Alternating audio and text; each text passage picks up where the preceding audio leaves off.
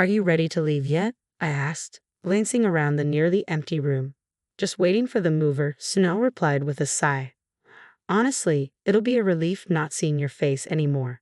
And changing the locks so meticulously as if I'd break in, that was just too much. I used to wonder why we needed such precautions, but now it all seems trivial. When I first met my husband, he was timid, always worried about what others thought. But after we got married, he turned into the classic henpecked husband. A week after moving into my new place, my husband showed up, frantic. It's me. Open up, he pleaded. Huh? Who are you?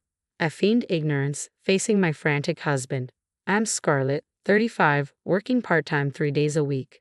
It's been 2 years since I married Anthony. We didn't have kids, but I thought we could still be happy together. In the early days of our marriage, we'd spend nights talking about our hopes for the future. Neither of us had much experience with love, so it was tentative at first, but I thought we enjoyed each other's company. Let's be one of those couples who stay close even as we get older. Yeah, I like that idea. Maybe, 2 kids. That's exactly what I was thinking. A boy and a girl. Really? Me too. Such casual conversations amused me, someone who had little interest in love or marriage. Meeting Anthony came as a surprise. We crossed paths at a party I attended reluctantly, just to fill in numbers. He seemed to be in the same boat and we bonded over our similar situations, eventually becoming friends. Back then, he was serious and somewhat shy, always considerate towards me, which I found endearing. And then, out of the blue, Scarlett, will you marry me? I want to make you happy. What? But we're not even dating yet. Oh, right. His sudden proposal didn't deter me. Instead, I wondered if maybe it could work with him. If you're okay with me, then yes, I accept. Really? Absolutely. I still recall Anthony's joy when I agreed to marry him. I believe wholeheartedly that with Anthony, my future could be happy. We tied the knot only 3 months after meeting, a whirlwind for both of us. With our limited romantic experience, we often stumbled through, but that was part of the adventure. Not long after, we moved in together, but after about a month, the gap between my ideals and reality started to become apparent. Scarlett, there's something I'd like to discuss with you. What is it? That day, Anthony appeared different, more serious and tense. I hate to bring this up, but could you consider quitting your job and becoming a homemaker? What? His sudden request shocked me. I couldn't fathom why he would ask such a thing. He had never previously mentioned any dissatisfaction with my job, and this was just the beginning. May I ask why? I inquired, puzzled by his sudden change. When Scarlett works, it makes me feel like I'm not needed. Did someone say that to you? It's not that, but all the wives of married men in my company are stay-at-home moms. I had made it clear from the start of our marriage that I wanted to keep working, especially since saving money was crucial for our future. Anthony's sudden insistence on this issue left me bewildered. But we agreed I would continue working after we got married, didn't we? I know, but as my wife, Scarlett, I hope you'll consider my perspective. Then why not just pretend I've quit? There's no need for me to actually leave my job. I reiterated my reluctance to quit, but Anthony seemed more concerned about social appearances. My attempts to reason with him fell on deaf ears. Look, if things stay this way, I'll face ridicule from my colleagues and bosses. I'm the head of this household, aren't I? Please just do as I ask. Either way, I can't make a decision on the spot. Let me think about it. All right, but please decide soon. Yet I knew I couldn't let things linger. I worried about what might come next if I didn't act promptly. So I sought advice from my boss, Robinson. I had been working as an administrative assistant at the company since I graduated from high school. Robinson herself had faced a similar situation. Her ex-husband had been controlling, and she had eventually divorced him. Now she's a dedicated single mother whom I greatly admire. That must have been tough. I've considered divorce, but it's complicated since we're newlyweds. Yes, I haven't thought about that yet. But if you quit, it'll be hard to find someone to replace you, Scarlett. I'm not planning to quit outright. I want to find a way to continue working, if possible. How about we stick with our current part-time arrangement for now? Going full-time might attract too much attention. That's a smart move. I'll talk it over with Anthony. If he still opposes it, I'll take Robinson's advice and request part-time hours. Sounds like a sensible plan. Remember, you can always rely on me for guidance. I'm here to support you as your senior. Thank you. I really appreciate that. Our conversation continued, and I learned that Robinson's ex-husband had also undergone a significant change after marriage, much like my own situation. It was a revelation. I had never considered the possibility before, but now I realize that some men completely transform after marriage, almost becoming different people. Looking at it from this angle, perhaps I had been deceived. Despite numerous discussions with Anthony, we remained deadlocked. Anyway, isn't it a woman's role after marriage to listen to her husband and manage the household? What era are you living in? Nowadays, it's common for both spouses to work. Maybe for other couples, but we're different. You see that, don't you? I understand your perspective, but I can't agree with it. Please try to see things from my point of view. Following that, Anthony persisted daily until I would concede to quitting my job. Ultimately, his efforts to persuade me fell short. I reached out to Robinson and decided to formally resign. However, in reality, I continued to work part-time, 3 days a week. Thankfully, my boss understood my predicament and allowed me to reduce my hours. I resigned from my job at the company just as Anthony wanted. Really? Thank you. Now I can feel more secure about my position at work. I'm glad to hear that. By now, it seemed Anthony was solely focused on how others perceived him. I couldn't help but feel bewildered by his abrupt transformation. I chose to deceive him, hoping to salvage our relationship, but soon realized it was a mistake. I had hoped starting anew would improve things between us, yet he continued to assert his superiority and direct his frustrations at me. Today, a junior colleague is coming over. I need you to host. What? I had no idea. Sorry, it was a last-minute decision. Just keep it simple. Please get everything ready. Wait a minute. He hung up, so I prepared drinks and snacks for the guests. However, Anthony appeared displeased. Didn't I ask you to prepare for today? You mentioned just keeping it basic. And you took that literally. This reflects poorly on me. I need you to fulfill your role as a wife properly. What exactly does that mean? I did my best. Is there an issue with me?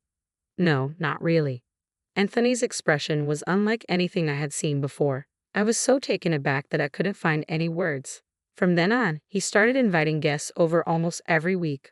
While he enjoyed himself, he expected me to be on standby, prepared for anything.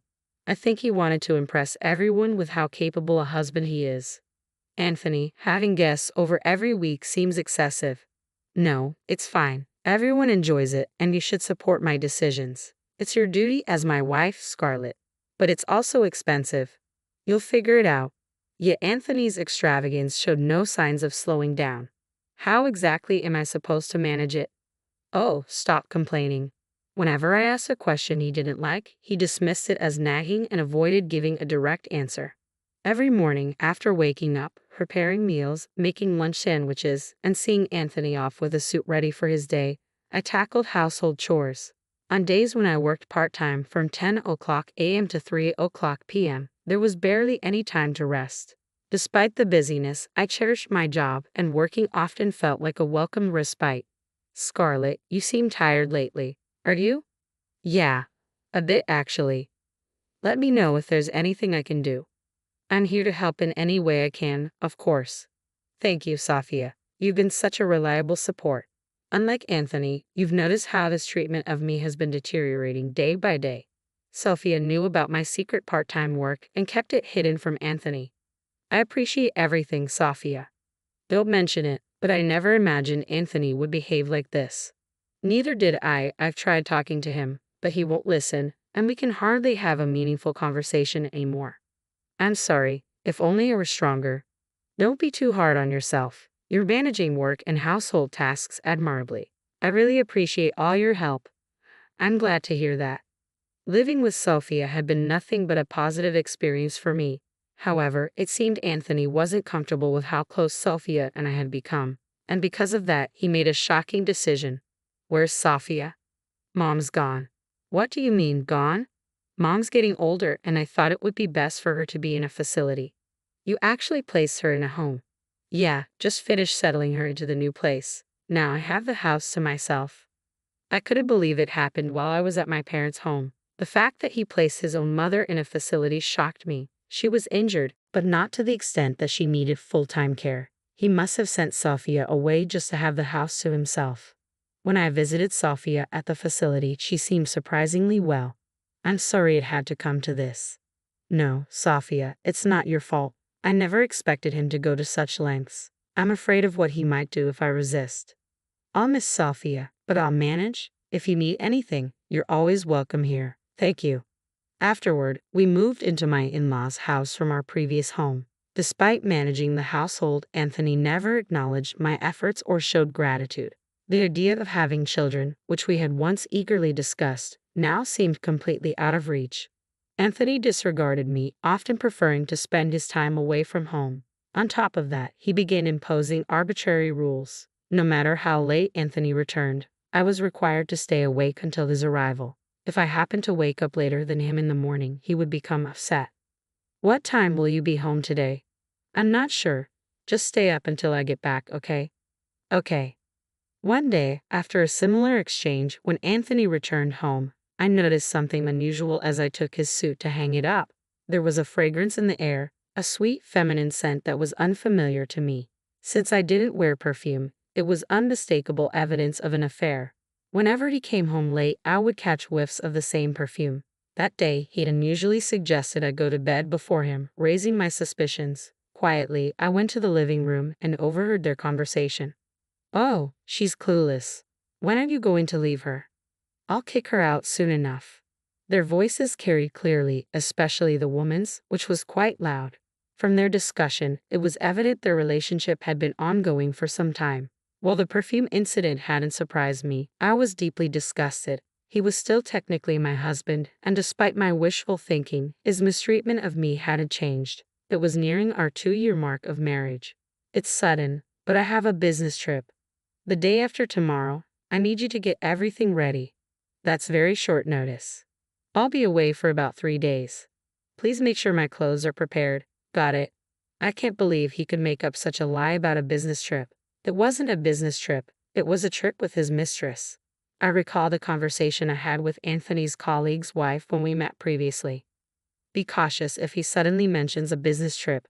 Our company doesn't even have those. I had already discovered evidence earlier. I found a chat on his mobile phone, left in the living room, detailing how he had taken paid leave for this supposed trip. It marked the beginning of the end for our marriage. Armed with proof of his affair, I intended to confront him with divorce papers upon his return. However, it was my husband who made the first move. Are you ready to leave? The movers will be here soon. That was the first thing he said upon returning home. He instructed me to vacate the house while he was away. I need you to be gone before I get back. What? Why are you saying this all of a sudden? That's exactly what I said. You can't spring this on me and expect me to leave immediately. Then I'll wait a bit, but start preparing to leave. Goodbye. I never imagined my once timid, overly concerned about others' opinions husband would transform into such a submissive partner. But this was the final straw. The future I once envisioned with him now felt like a distant memory. Living with such a man, I couldn't envision a bright future ahead. I wonder what comes next. This could get interesting. Has the mover arrived yet? No need to rush, they should be here soon. Oh, and I almost forgot to mention, I'm changing the locks on the house. Alright, got it. The thought of not having to see your face again is a relief. I couldn't believe those were his parting words after nearly 2 years of marriage. Convinced our relationship was over, I swiftly left the premises. Soon after, I instructed my lawyer to file for divorce. Despite our circumstances, my husband boldly posted pictures with his mistress on social media. I couldn't fathom his audacity. How could he be so reckless? Not realizing he was providing evidence of his affair, even our mutual friends noticed his strange behavior and reached out to inquire. After leaving my in-laws' home, I returned to full-time work, transitioning from part-time. Additionally, I moved into the suburban high-rise apartment I had long dreamed of. It was spacious for one person, but without Anthony, it felt wonderfully comfortable. I had been waiting anxiously for any sign of contact from him.